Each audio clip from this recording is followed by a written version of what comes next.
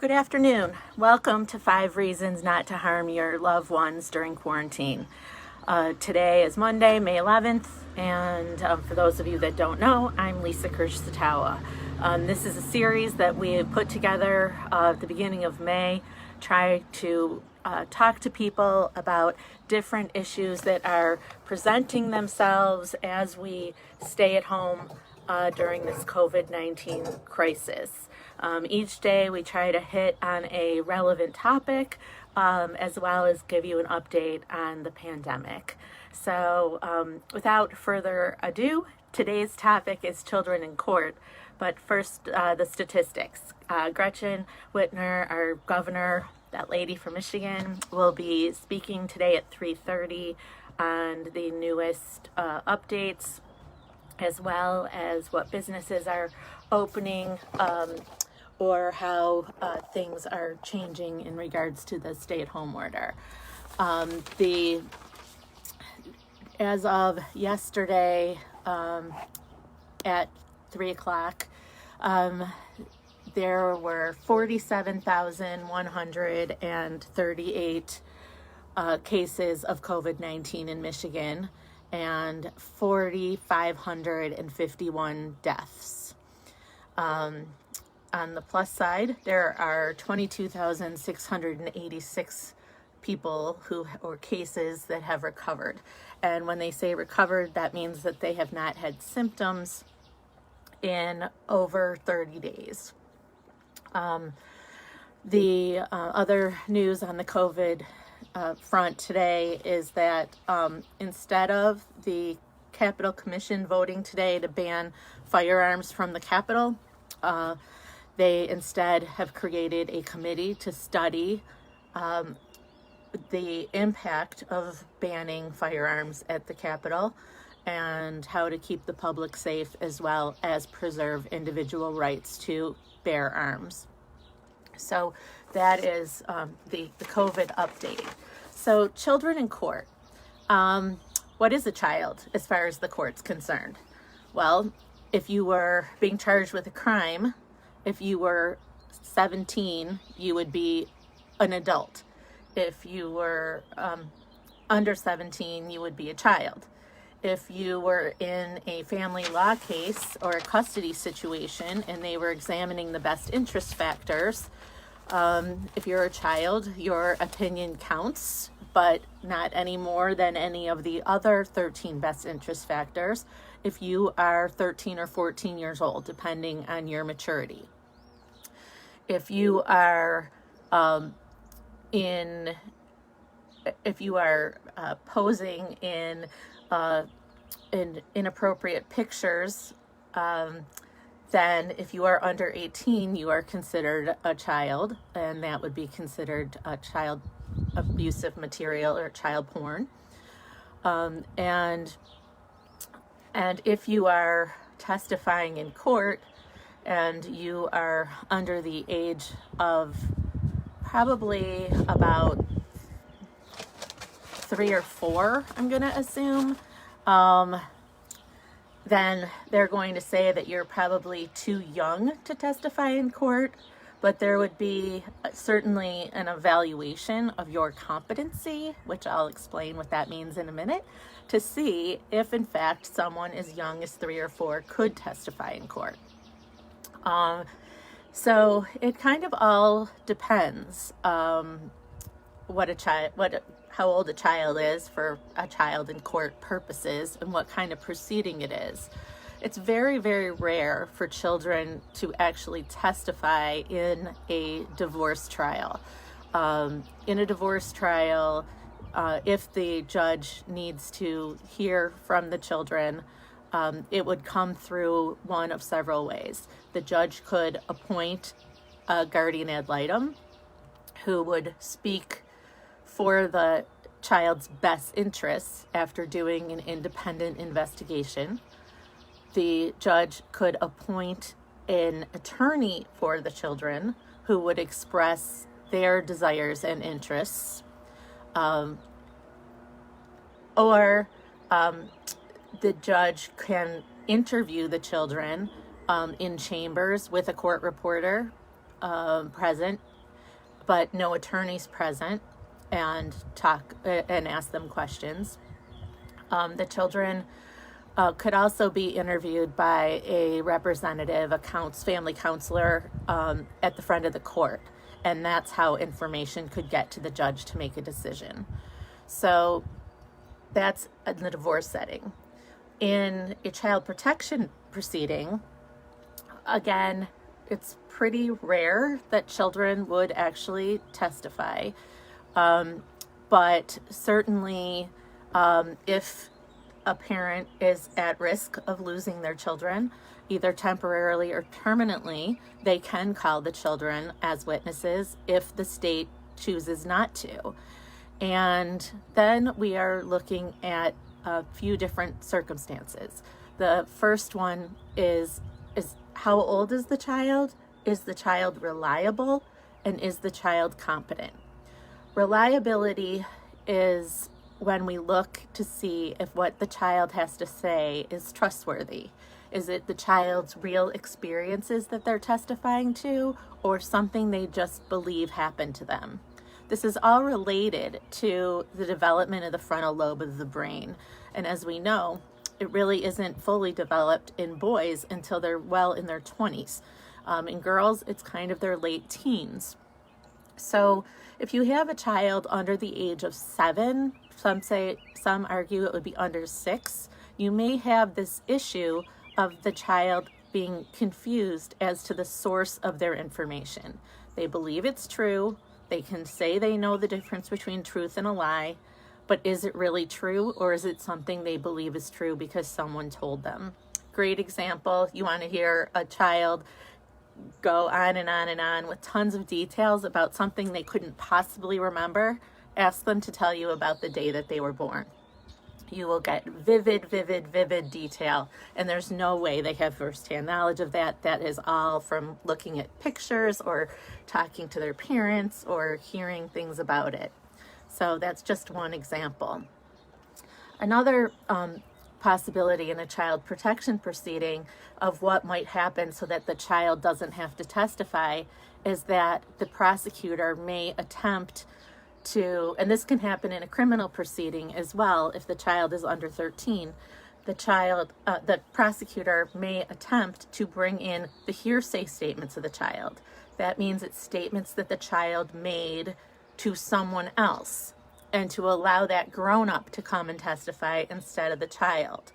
This is a situation that clashes from the get-go with the defendant or the parent's right to confrontation, and in that, either one of those arenas, the criminal arena or the child protection arena, you're going to be testing the reliability or the trustworthiness of these statements. For example, if the child made I'll call it benign statement, daddy touched me, hypervigilant mom, and I'm just using dad and mom in these positions because that's just usually who it is. I don't really have any issues with one or the other, but hypervigilant mom was like, oh my God, you just had your first overnight parenting time. How could he have done that to you? Where did he touch you? Where did he touch you? And, and then mom starts in with, the 4-year-old, was it here? Was it here? Was it here? Pointing to, of course, private parts and places where moms freak out if their child is touched. Now remember, the child's initial statement was just that daddy touched her. It was not daddy touched me in a bad place. It was not daddy touched my pee-pee. It wasn't my butt. It was nothing. It was just daddy touched me. So a lot of times allegations come up because of authority figure reaction, not just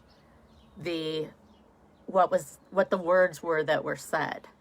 And then we have to look at those statements when they're being attempted to be introduced through the grown-up and see if they were reliable. So in that case, mom would be spinning her interpretation onto child's statement And that would be something that we would object to, and that we would hold an evidentiary hearing, and the judge would have to decide if it was in fact trustworthy enough to come into court. Now remember, this is reliability. That's very different than credibility. Credibility is believability. And believability is what happens once there is testimony in court, either the judge or the jury or whoever the trier of fact or finder of fact is, they're going to decide if they believe it. That's judging credibility. Reliability happens before you even get there. Reliability is, was this statement that someone else is going to talk about, does it have, was there time for them to fabricate? Was it a condition such as therapy that is just suggestive and biased just by its very nature? We look at a lot of timelines. We look at, if it's a child, a teenager, for example, do they have a friend who is over-sexualized? Do they have a friend who's getting a lot of attention because they said that somebody hurt them? Teenagers would rather dig their heels in and falsely accuse someone or accuse them in an exaggerated manner because it brings them attention, number one, and also because they'd rather dig their heels in and be in the eyes of their peers in that light than they would to say that they lied. Different age groups, we have different issues with when they are witnesses. For example, little kids can use words properly that they have no idea what they mean. If you were to ask a 4-year-old what's inappropriate, they'd say, I don't know, but yet they could say they were touched inappropriately on their pee-pee. I'm sure that everyone who's a parent has had their child at some, perfect moment drop an F-bomb, and they're like under 5. They have no idea what that means, but they know perfectly how to use it because they've heard adults use it perfectly. So we have to remember that when we have children in court, they have their own meanings for words. We can't assume that they have adult meanings of words. We can't assume that when they say something such as daddy touched me, that it means that daddy touched me badly, poorly, sexually, inappropriately, or anything else. We have to take children's words for what they are. They're very literal. We also have to remember developmental milestones and how they talk. For example, a small child, like under the age of 8 or 9, may, if you were to say, were you wearing clothes? They might say no. And then if you were to say to them, well, what were you wearing? They'll say, I was wearing pajamas. Because to a smaller child, pajamas are pajamas and clothes are clothes. Just like if you were to ask, so who lives in your house? They might say no one. But if you said, where do you live? They would say an apartment. And if you said, who lives in your apartment? They would answer, my mom, my dad, my uncle, my sister, my brother, my cat. So it becomes very concrete and contextual when you're talking to kids. The next thing about kids being in court that is interesting is that kids are really resilient. And, of course, no one wants kids to come to court because why would you?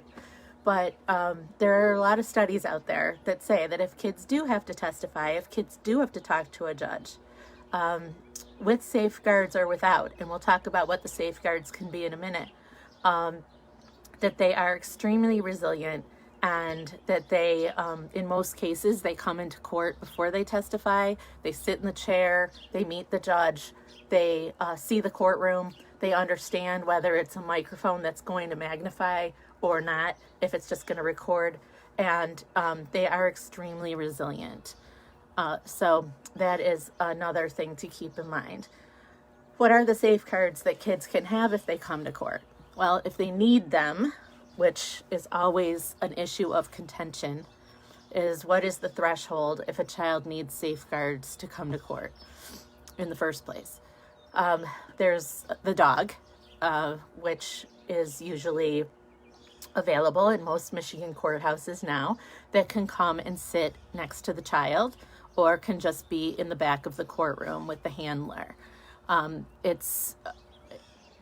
They're very cute. I'm petrified of them personally, but supposedly they are therapy dogs and they have a calming effect. We can talk about the dog issue later. It's not for today. Other special provisions for kids are sometimes they have a support person.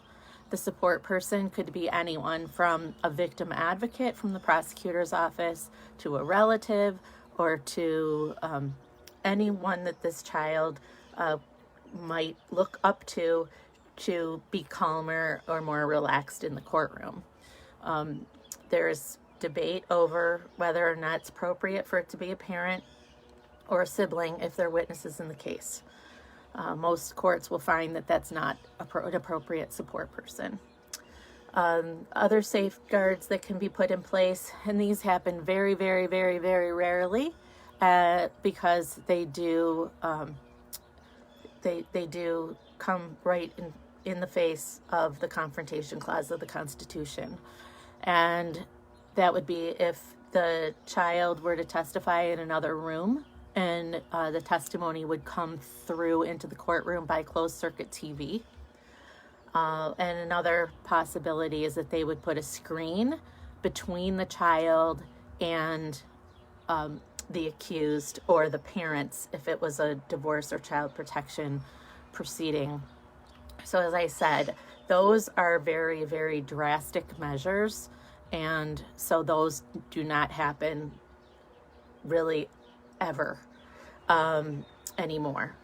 Another safety precaution that is taken, and this one is taken pretty regularly, is that they'll close the courtroom. As everyone knows, courtrooms are public and they are open, and anyone can come in them and watch the proceedings at any time. In most cases where a child is testifying, they will close the courtroom so that only the attorneys and the accused or the parties are present, the judge and the support person, if one has been approved by the court. So that is kind of the quick and dirty about child witnesses. And I'd really love some feedback from all of you by commenting on our page. If this is a topic that is interesting to you, I will be happy to go into more of the psychology about having children testify, having children in court, children's ability to be eyewitnesses. I can go into some of the science, and we can talk about more children's law type issues tomorrow and the next day. Remember, children can be accused of crimes, children can be the victims of crimes, children can be in the middle of the tug of war while untying the knot in a divorce case, children can be part of a civil rights claim because of violations of the IDEA and special ed provisions that and services and accommodations that give them a free and appropriate public education. We see children in court if they, God forbid, win a big lawsuit and have a lot of money because something happened to their children. Happened to their parents. So then you see them in court in the probate sense, where they've either inherited a great amount of money or they have won a great amount of money in a lawsuit, and how the court will protect those assets till the child is old enough. So there's all kinds of child and children issues in the legal system. So if you are interested in hearing more about that, I will certainly make that the rest of the series this week. So leave a note and we'll definitely take care of that. And if you have any specific questions or any topics you want to hear about, we'll certainly work those into our program as well. So with that, I will remind you of the 5 reasons not to harm your loved ones while in quarantine. Number 1 would be, one more thing. Sorry, forgot to do this. We talked a lot during the first, 10 or so episodes about children with learning disabilities, and about the need for IEPs and 504 plans to be updated and to include provisions for distance learning, as well as for obtaining any resources necessary, and what the curriculum is going to be. Every child has a right to have distance learning and has a right to have their IEP updated to accommodate them so that they can learn, even though we're not in brick and mortar schools. Now we're getting to the end of the school year. Pay attention. When would your IEP be? Do you want to have it now so that you can have, that there's probably been a late start at this last part of the school year in getting these services in place? What if we're not back in brick and mortar in September? So get on it now. Contact your special ed directors. Contact the school psychologists. Contact the counselors. Let's get this ball moving now. Don't bombard them when school starts. Don't bombard them when your teacher is doing his or her best to create the curriculum and put it in place in September. Let's do this to the best way that we can for our kids. Okay, so now the 5 reasons not to harm your loved ones while in quarantine. Protective services workers are essential. The police are essential. Our jails and prisons are hotbeds of COVID-19. And oh, by the way, beginning today, there's a new directive that pregnant women or women that are about to give birth should be released, as encouraged by the higher up in the government and the Supreme Court. As you may have read over the weekend, a woman in one of our prisons gave birth and died 2 days later due to the unsanitary conditions. And I don't know, it didn't look like it was COVID related, but it wasn't clear. So I just don't know. Number 4, parents can get in trouble for kids being kids. And number 5, very few, if anyone, looks good in horizontal stripes. So with that, I hope you all stay home, stay healthy, be well, and I'll talk to you tomorrow. Have a great day.